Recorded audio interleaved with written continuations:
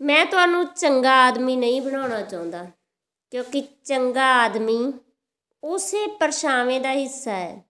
ਮੈਂ ਤੁਹਾਨੂੰ ਪ੍ਰਮਾਣਿਕ ਆਦਮੀ, ਐਂਥੈਟਿਕ ਬਣਾਉਣਾ ਚਾਹੁੰਦਾ ਹਾਂ। ਚੰਗਾ ਨਹੀਂ, ਚੰਗੇ ਬੁਰੇ ਦੀ ਗੱਲ ਤਾਂ ਫਜ਼ੂਲ ਹੀ ਹੈ। ਸੱਚਾ, ਚੋਖਾ, ਖਾਲਸ, ਸ਼ੁੱਧ, ਸ਼ੁਭ ਨਹੀਂ, ਸ਼ੁੱਧ, ਨਿਰਦੋਸ਼, ਸਿੱਧਾ, ਸਾਫ਼, ਕੁਦਰਤੀ। ਜਿਵੇਂ ਲਾਉਸਤਾਈ ਕਹਿੰਦਾ ਹੈ ਕਿ ਸਰਲ ਬੱਚਿਆਂ ਦੇ ਵਾਂਗ, ਉਹੋ ਜਿਹਾ ਆਦਮੀ ਵਿਚਾਰ ਨਾਲ ਨਹੀਂ ਜਨਮਦਾ। ਵਿਚਾਰ ਤਾਂ ਸਾਡੇ ਅੰਦਰ ਸਾਰੀਆਂ ਹੀ ਚੀਜ਼ਾਂ ਨੂੰ ਵਿੰਗਾ ਟੇਢਾ ਕਰ ਦਿੰਦੇ ਨੇ।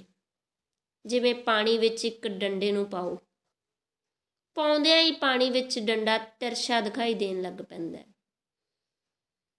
ਹੁੰਦਾ ਹੀ ਨਹੀਂ ਤਿਰਛਾ, ਬਾਹਰ ਕੱਢੋ ਸਿੱਧਾ ਹੈ। ਅਜਿਹਾ ਨਹੀਂ ਕਿ ਬਾਹਰ ਨਿਕਲੇ ਫਿਰ ਸਿੱਧਾ ਹੋ ਜਾਂਦਾ ਹੈ, ਅੰਦਰ ਜਾਂਦਾ ਹੈ ਤੇ ਤਿਰਛਾ ਹੋ ਜਾਂਦਾ ਹੈ।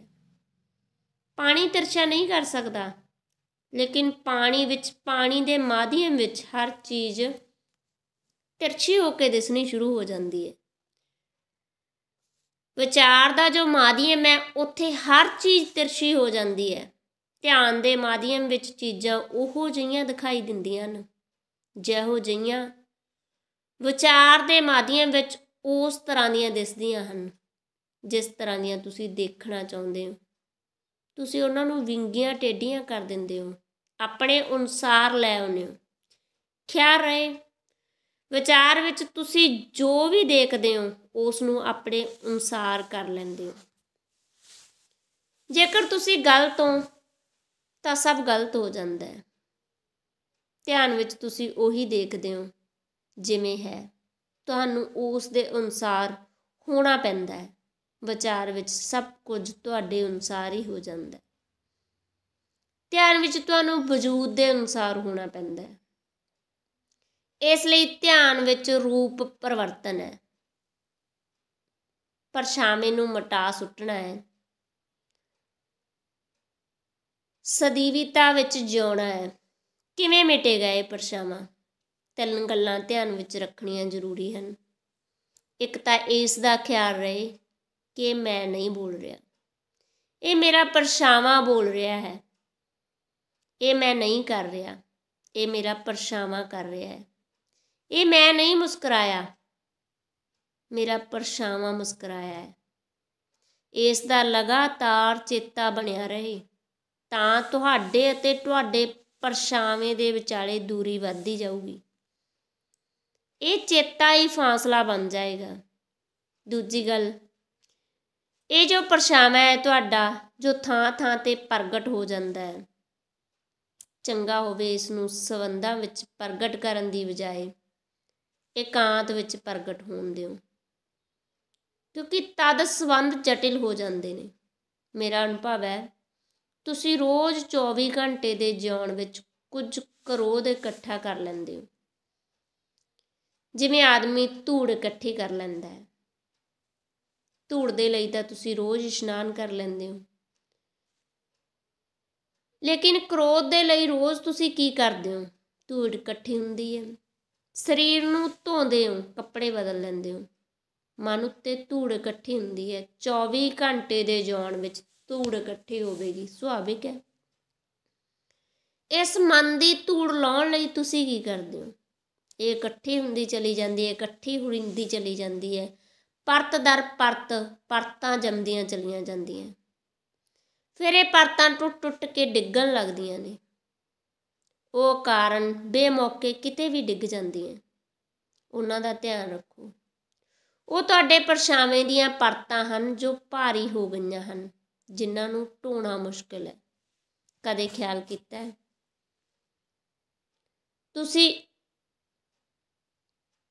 ਅਚਨਚੇਤ ਅਚਾਨਕ ਆਪਣੇ ਆਪ ਨੂੰ ਗੁੱਸੇ 'ਚ ਮਹਿਸੂਸ ਕਰਦੇ ਹੋ। ਬਹਾਨਾ ਛੋਟਾ ਹੁੰਦਾ ਹੈ, ਕ੍ਰੋਧ ਜ਼ਿਆਦਾ ਹੋ ਜਾਂਦਾ ਹੈ। ਜਿੱਥੇ ਸੂਈ ਨਾਲ ਕੰਮ ਸਰ ਸਕਦਾ ਸੀ, ਉੱਥੇ ਤਲਵਾਰ ਕੱਢ ਲੈਂਦੇ ਹੋ। ਕਦੇ ਤੁਸੀਂ ਦੇਖਿਆ ਆਪਣੇ ਆਪ ਨੂੰ ਇਸ ਤਰ੍ਹਾਂ ਕਰਦੇ? ਇਹ ਕਿਵੇਂ ਹੋ ਜਾਂਦਾ ਹੈ? ਜਿੱਥੇ ਸੂਈ ਨਾਲ ਕੰਮ ਸਰਦਾ, ਉੱਥੇ ਤਲਵਾਰ ਕਿਵੇਂ ਕੱਢ ਲਈ? ਸਭ ਨੂੰ ਦਿਖਾਈ ਪੈਂਦਾ ਹੈ ਕਿ ਇਹ ਜ਼ਰਾ ਜ਼ਿਆਦਤੀ ਹੈ। बस तुहानू ही नहीं दिखाई दिंदा कि ये ज़्यादती है। कारण ये सी कि सूई नाल तुहाडा कोई मतलब नहीं, तुसी भाल विच सी किसे मौके दी, किसे अवसर दी, कोई सहूलत मिल जावे जिहड़ी अंदर परत इकट्ठी होई पई है क्रोध दी, उस तो छुटकारा पा लवो। जिन्ना घरां विच बच्चे नहीं हुंदे उन्हां घरां विच पति पत्नी ज़्यादा लड़दे हन। बच्चे हुंदे हन तां घट लड़दे हन, क्योंकि बच्चे काफ़ी परत झाड़ दिंदे ने, अफसर बन जाते ने, मौका बन जाते ने बच्चे। कोई कमज़ोर होना चाहिए है जिस ते अंदर दी धूड़ क्रोध दी झड़ जाए। पहलां वड्डे परिवार सन, सांझे परिवार सन, पति पत्नी अक्सर सांझे परिवारां विच मित्र हुंदे सन, क्योंकि उन्हां दे कामन एनीमी हुंदे सन, जिन्हां दे नाल वो मिल के लड़दे सन, सस है, सहुरा है जां कोई होर। लेकिन जे पति पत्नी इकल्ले रह जान तां झंझट हो जाती है। जे अज अमेरिका विच इन्ने ज़्यादा तलाक हो रहे हैं तां इसदा कारण अमेरिका नहीं, सांझे परिवारां दा विसर्जन होना, टुट हो जाना है। परतां तां जिहड़े नेड़े है वो डिग्गणगी, जो नेड़े तो नेड़े है उसे उत्ते ही डिगेगी। पति पत्नी दे नेड़े है इसे लिए डिगदी है। सिर्फ बहाने की तलाश हुंदी रहिंदी है, कोई बहाना मिल जाए तो असीं कढ दईए। इस नाल सारे संबंध विकारी ते जहरीले हो जाते हैं। जे तुहाडा शरीर गंदा है तुसीं एकांत विच इशनान कर लैंदे हो, इहदे लई तुसीं बाजार विच खड़े होकर शोरगुल नहीं मचाउंदे। ध्यान इशनान है अंतश दा, वो जो रोज़ रोज़ इकट्ठा हो रहा है उसनूं तुसीं एकांत विच ध्यान विच विसर्जित करदे हो। लोग मैथों आके पुछदे ने, अज एक मित्र ने पुछया है कि कथारसिस बिल्कुल जरूरी है, कि ये रेचन इन्नी जरूरी है कि असीं रोईए, चलाइए, क्रोधित होइए, कि इस दे बिना ध्यान नहीं हो सकता? नहीं हो सकता। हो सकदा हुंदा तां हो गया हुंदा, वो नहीं हो सकिया हुण तक।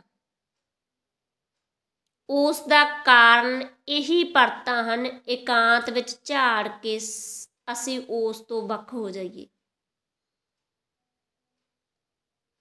पर एकांत विच झाड़न सानूं कठिनाई जापदी है, क्योंकि रैशनल बेदलील जापदी है गल। जे किसी ने गाल कड्ढी तां क्रोध कारण जोग मालूम हुंदा है, गाल कड्ढी इसलिए क्रोध कर रहे हैं। इत्थे मैं ध्यान विच तुहानूं कहंदा क्रोध नूं निकल जाण दिओ तां तुहानूं बड़ी मुश्किल जापदी है। किसे उत्ते निकल जाण दिओ, क्यों उपद्रव भी नहीं कर रहा, कित्थे निकल जाण दिओ। तुहानूं ये कला सीखनी पएगी, किसे उत्ते क्रोध सुट्टण दी जरूरत ही नहीं। ये खाली आसमान बड़े प्रेम नाल तुहाडे क्रोध नूं स्वीकार कर लैंदे है। मज़ा यह है कि किसी आदमी उत्ते जे तुसीं क्रोध कड्ढिया तां उस तो भी क्रोध निकलेगा, उत्थे भी ज्वालामुखी है, वो भी तुहाडे वर्गा ही आदमी है, वो भी तलाश विच है कि कोई मिले, तुसीं भी उसे दी तलाश विचों। ये मुलाकात दोवां दे लई संगत बन जाती है, गालां कड्ढण दा जरिया बन जाता है। इसलिए बुद्ध ने कहा है क्रोध नाल की होवेगा, होर क्रोध आएगा, फिर होर क्रोध इकट्ठा होएगा, उस दे सिलसिले का कोई अंत नहीं होवेगा। सानूं दिखाई नहीं पैंदा, सानूं वो लड़ी नहीं दिसदी, नहीं तां असीं जन्मां जन्मां तक एक दूजे नाल बज्झे होए क्रोध करदे ही क्यों? जिस नाल तुसीं पिछले जन्म विच लड़े हो उस नाल अज भी लड़ रहे हो। चलदा रहिंदा है संघर्ष, यात्रा लंबी बन जाती है, लड़ी बन जाती है, कड़ियां बन जांदियां, संगल बन जाते हैं। ਦੂਜੇ ਉੱਤੇ ਕ੍ਰੋਧ ਕਰਨ ਨਾਲ ਕੁਝ ਹੱਲ ਨਹੀਂ ਹੋਵੇਗਾ, ਲੇਕਿਨ ਖੁੱਲ੍ਹੇ ਆਸਮਾਨ ਵਿੱਚ ਕ੍ਰੋਧ ਨੂੰ ਵਿਸਰਜਿਤ ਕਰ ਦਿਓ। ਦੂਜਿਆਂ ਦਾ ਧਿਆਨ ਹੀ ਨਾ ਰੱਖੋ, ਆਪਣਾ ਹੀ ਧਿਆਨ ਰੱਖੋ ਕਿ ਮੇਰੇ ਅੰਦਰ ਕ੍ਰੋਧ ਹੈ, ਮੈਂ ਇਸ ਨੂੰ ਬਾਹਰ ਕਰ ਦੇਵਾਂ ਤੇ ਜ਼ੀਰੋ ਹੋ ਜਾਵਾਂ, ਸ਼ੂਨਿਆ ਹੋ ਜਾਵਾਂ। ਸ਼ੂਨਿਆ ਦੀ ਛਾਤੀ ਵੱਡੀ ਹੈ। ਸ਼ੂਨਿਆ ਤੁਹਾਡੇ ਕ੍ਰੋਧ ਨੂੰ ਵਾਪਿਸ ਨਹੀਂ ਕਰਦਾ, ਤੁਹਾਡੇ ਕ੍ਰੋਧ ਨੂੰ ਆਤਮ ਸ਼ਾਂਤ ਕਰ ਦਿੰਦਾ ਹੈ, ਖੁਦ ਪੀ ਜਾਂਦਾ ਹੈ। ਇਸ ਲਈ ਅਸੀਂ ਸ਼ੰਕਰ ਦੇ ਗਲੇ ਵਿੱਚ ਨੀਲੇ ਰੰਗ ਨੂੰ ਪਾਇਆ ਹੋਇਆ ਹੈ, ਉਹ ਜ਼ਹਿਰ ਦਾ ਪ੍ਰਤੀਕ ਹੈ। ਉਹ ਪਰਮਾਤਮਾ ਸਾਡਾ ਜ਼ਹਿਰ ਪੀ ਲੈਂਦਾ ਹੈ, ਉਹ ਨੀਲਕੰਠ ਹੈ, ਉਹ ਚਾਰੇ ਪਾਸੇ ਮੌਜੂਦ ਹੈ। ਅਸੀਂ ਉਸ ਨੂੰ ਸਾਰਾ ਜ਼ਹਿਰ ਦੇ ਕੇ ਬੇਫਿਕਰ ਹੋ ਸਕਦੇ ਹਾਂ। ਉਹ ਜ਼ਹਿਰ ਉਸ ਨੂੰ ਨੁਕਸਾਨ ਨਹੀਂ ਕਰੇਗਾ, ਸਿਰਫ ਉਸ ਦੇ ਕੰਠ ਨੂੰ ਨੀਲਾ ਕਰ ਦੇਗਾ, ਉਹ ਹੋਰ ਸੋਹਣਾ ਲੱਗੇਗਾ।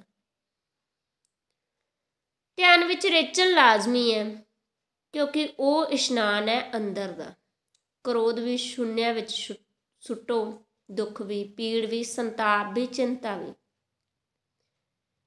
ਇਸ ਨੂੰ ਸਿਰਫ ਮਨ ਨਾਲ ਹੀ ਨਾ ਕਰੋ, ਇਸ ਨੂੰ ਪੂਰੇ ਸਰੀਰ ਤੋਂ ਪ੍ਰਗਟ ਹੋ ਜਾਣ ਦਿਓ, ਕਿਉਂਕਿ ਸਾਡਾ ਸਰੀਰ ਵੀ ਗਰਾਸਿਆ ਗਿਆ ਹੈ, ਤੁਹਾਨੂੰ ਪਤਾ ਨਹੀਂ, ਕਿਉਂਕਿ ਅਸੀਂ ਆਪਣੇ ਸਰੀਰ ਦੇ ਇੰਨੇ ਨਾ ਵਾਕਿਫ ਹੋ ਗਏ ਹਾਂ ਕਿ ਆਤਮਾ ਤਾਂ ਬਹੁਤ ਦੂਰ, ਸਾਨੂੰ ਸਰੀਰ ਦੀ ਵੀ ਕੋਈ ਜਾਣਕਾਰੀ ਨਹੀਂ ਰਹੀ।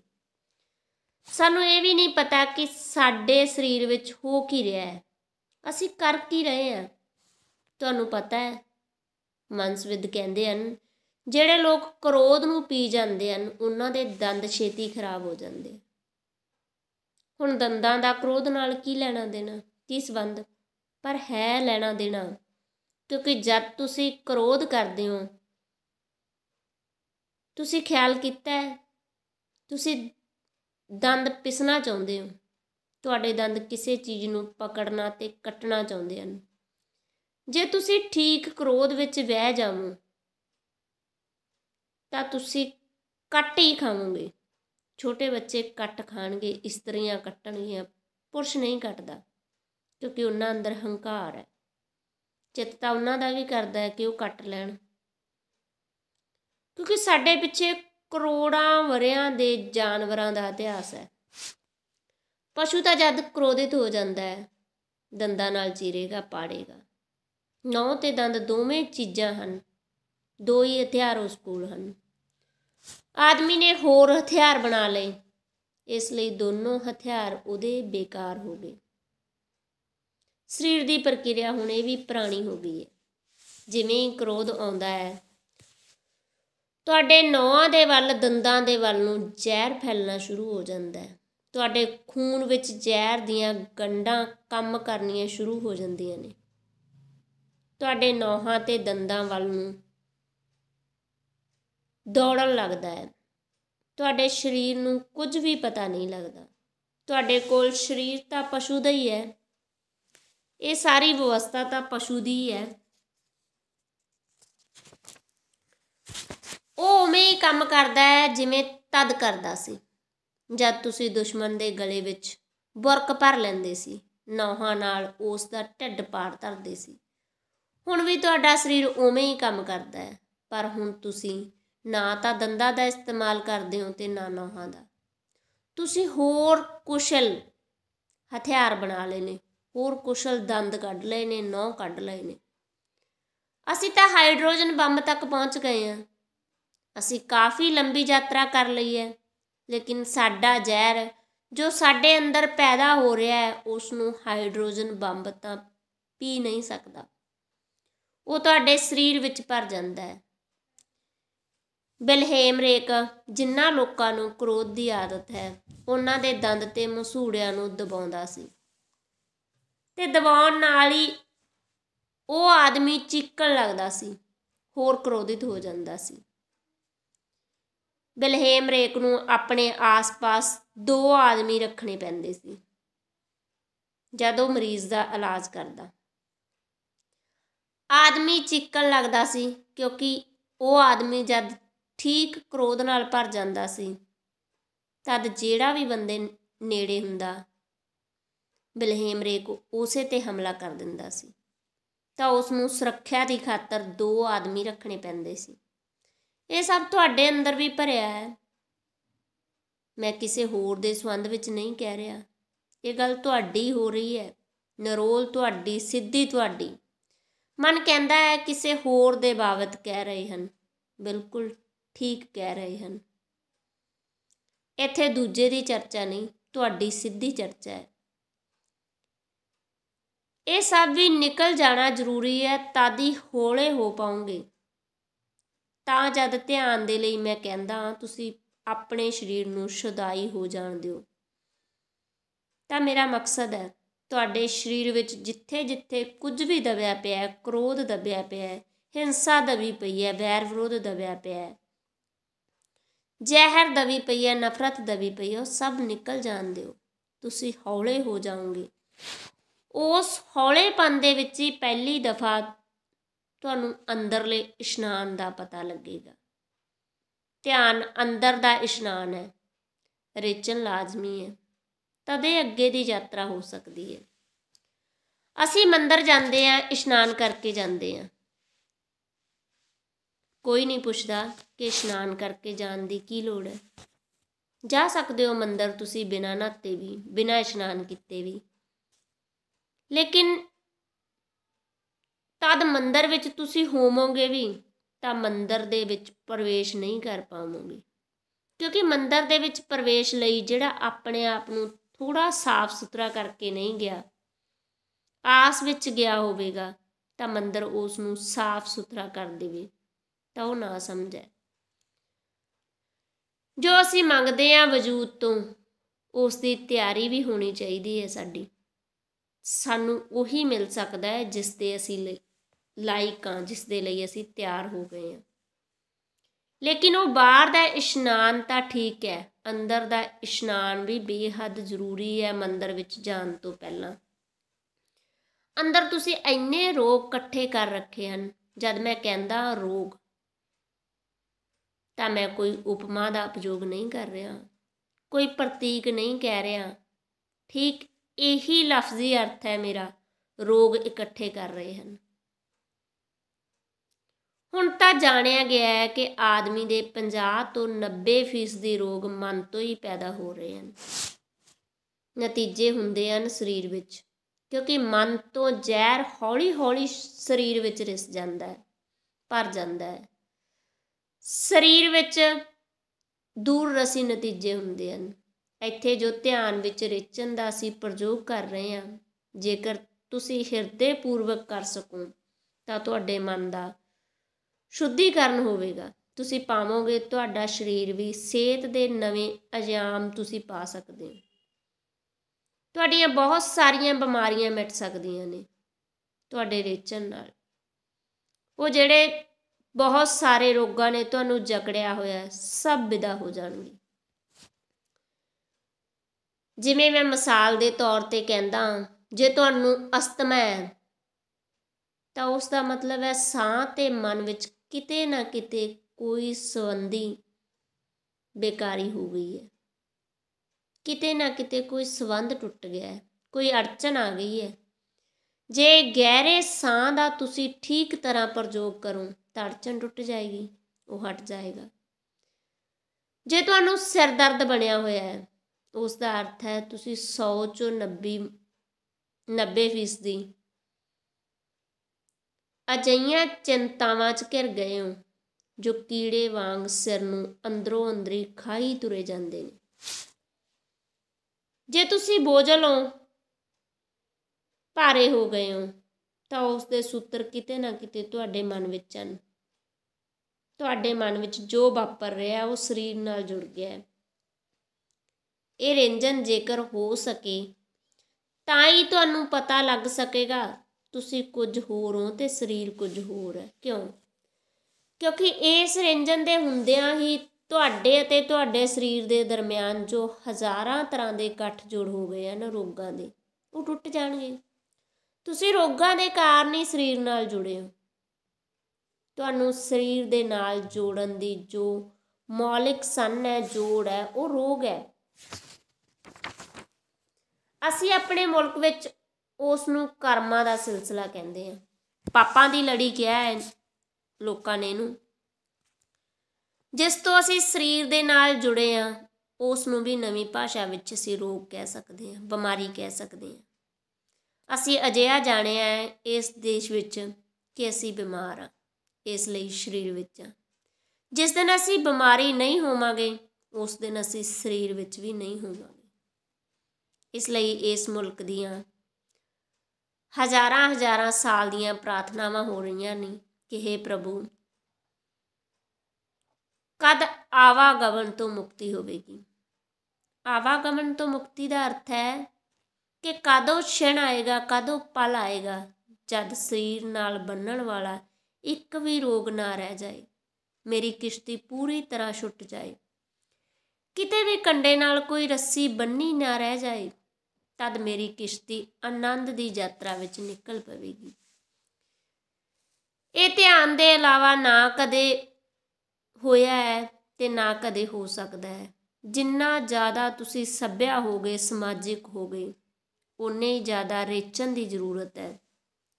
ਓਨੀ ਸੱਭਿਅਤਾ, ਸਮਾਜਿਕ ਗੱਲਾਂ ਤੁਹਾਨੂੰ ਸਿੱਟਣੀਆਂ ਪੈਣਗੀਆਂ ਬਾਹਰ। ਤੁਹਾਡੀ ਸੱਭਿਆ ਹੀ ਤੁਹਾਡੇ ਲਈ ਮਹਾਰੋਗ ਹੈ। ਇਸ ਲਈ ਤੁਸੀਂ ਸਰਬ ਦੇ ਵਿੱਚ ਜਿਉਣਾ ਸਿੱਖੋ ਤੇ ਸਾਹ ਲੈਣਾ ਸਿੱਖੋ। ਉਵੇਂ ਹੀ ਜਿਵੇਂ ਉਹ ਸਭ ਜਿਸ ਨੂੰ ਤੂੰ ਦੇਖਦਾ ਹੈ ਤੇਰੇ ਵਿੱਚ ਸਾਹ ਲੈਂਦਾ ਹੈ, ਤੂੰ ਸਰਬ ਭੂਤਾਂ ਵਿੱਚ ਸਵੈ ਨੂੰ ਤੇ ਸਵੈ ਵਿੱਚ ਸਰਬ ਭੂਤਾਂ ਨੂੰ ਦੇਖਣਾ ਹੈ। ਸੋ ਬਾਕੀ ਕੱਲ੍ਹ ਤੱਕ, ਜੇਕਰ ਤੁਹਾਨੂੰ ਇਹ ਪ੍ਰਵਚਨ ਪਸੰਦ ਆ ਰਹੇ ਨੇ ਤਾਂ ਕਮੈਂਟ ਬਾਕਸ ਵਿੱਚ ਜ਼ਰੂਰ ਦੱਸਣਾ ਜੀ। ਬਾਕੀ ਕੱਲ੍ਹ ਤੱਕ ਜੀ, ਬਾਏ ਬਾਏ।